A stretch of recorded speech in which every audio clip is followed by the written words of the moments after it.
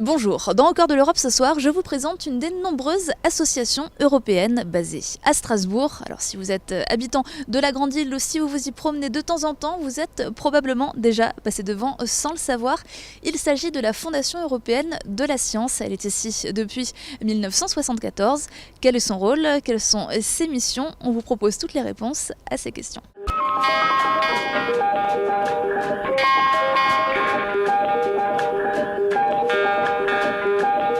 Jean-Claude Worms, vous êtes le directeur général de cette Fondation européenne de la science. Alors elle est ici à Strasbourg depuis une quarantaine d'années. Est-ce que vous pouvez nous la présenter ? 43 ans, bonjour. Oui, la Fondation a vécu en fait deux périodes. Elle a été établie effectivement en 1974, déjà à Strasbourg. Donc entre Strasbourg et l'ESF, l'ESF c'est l'acronyme anglais European Science Foundation.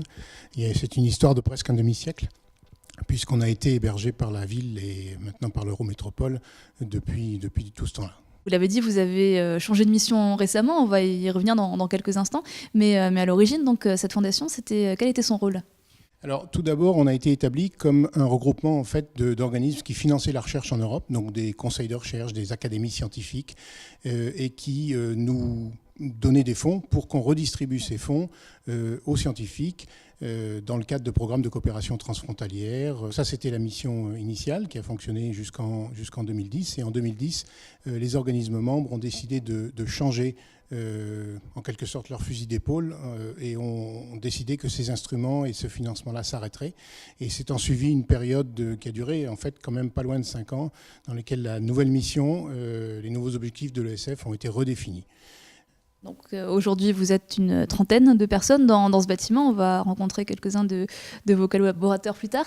Et donc, vous avez deux missions principales. En tout cas, cette expertise que vous avez eue pendant 40 ans, elle sert toujours aujourd'hui. Comment ça fonctionne aujourd'hui, l'ESF ? Alors effectivement, ce sont ces deux types de missions. La première, dont je vais parler rapidement, c'est nous continuons à être une maison, une sorte d'hôtel, si vous voulez, pour des groupes experts de haut niveau qui sont représentés dans des instances européennes, dans les domaines de la recherche marine, de la recherche spatiale, de la radioastronomie, etc.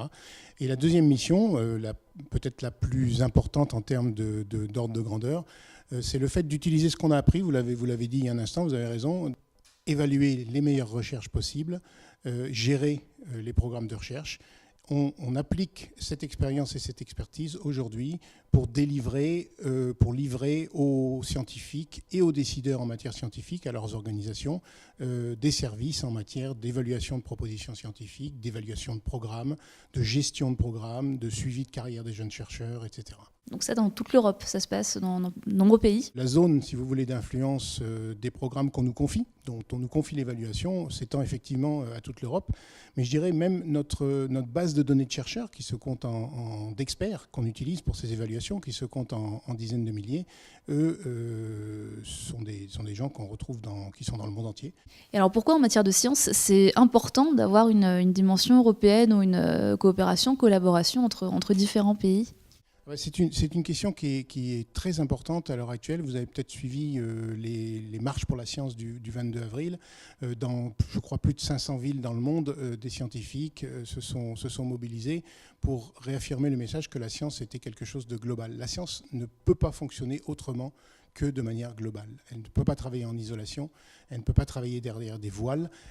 Les scientifiques ont, de tout temps, depuis que la science est science, ont collaboré, échangé entre eux de manière ouverte et transparente. Est-ce qu'on peut finir peut-être à nouveau sur l'ESF, quelques mots sur quelques domaines d'expertise que vous développez peut-être, ou est-ce qu'il y a des travaux sur lesquels vous êtes particulièrement empreinte ? On participe à l'heure actuelle, je crois, dans une douzaine de programmes qui sont financés par l'Union européenne, par la Commission européenne.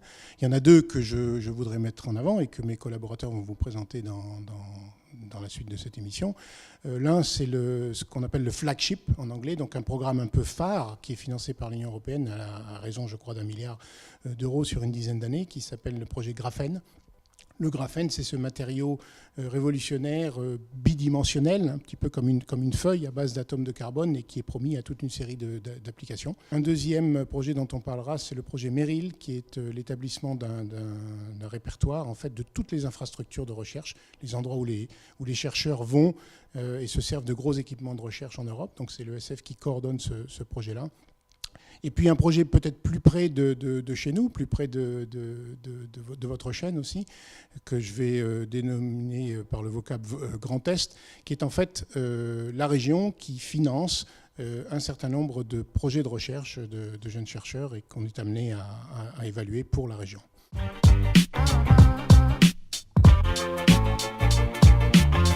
Nous sommes ici dans le bureau d'Anna Hellman qui travaille à la Fondation européenne de la science sur les projets européens. And there are two main projects which you are working on. Could you tell us a little bit more about it? First one is a very large project that is called Graphene Flagship. The project involves a very large number of institutions. About 150 of them are financed through the European Commission funding.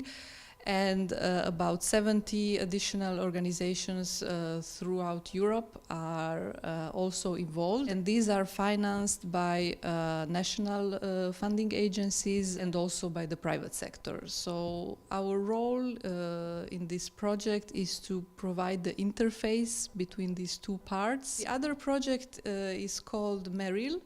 It stands for Mapping of European Research Infrastructure Landscape, so it's a long title, and it's an initiative to develop a database which maps research infrastructures across Europe, and we have about 1,000 entries in this database. So the work is basically to, again, interact with a large number of people and try to get this information that can be useful to the scientific community, but also to policymakers, decision makers, to analyze what we have in Europe and to see where our strengths are and where opportunities for collaborations can be found.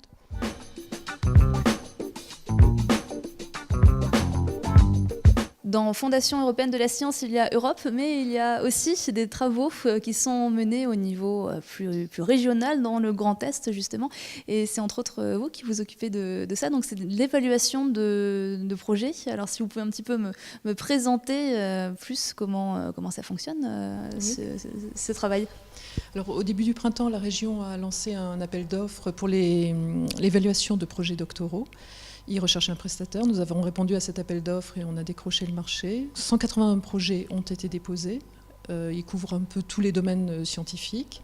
Et ce sont autant de projets en recherche fondamentale qu'en recherche appliquée. Donc, c'est des doctorants qui peuvent être inscrits dans les différentes universités, c'est ça, du Grand Est. Pour évaluer ces projets, quel est votre travail du coup, comment ça se passe la suite ? Eh bien, nous nous appuyons sur notre communauté d'experts qui évalueront les projets de manière tout à fait indépendante. Une fois que les projets seront évalués, il y aura en fait 2 évaluations par projet. Ces évaluations seront envoyées à la région.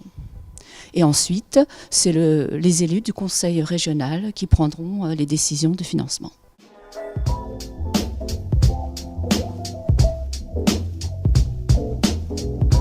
C'est la fin de ce numéro d'Au cœur de l'Europe. Vous pouvez le retrouver sur notre site internet alsace20.tv. Vous pourrez aussi revoir toutes nos émissions. Je vous donne rendez-vous dans une semaine pour toujours plus d'actualités européennes.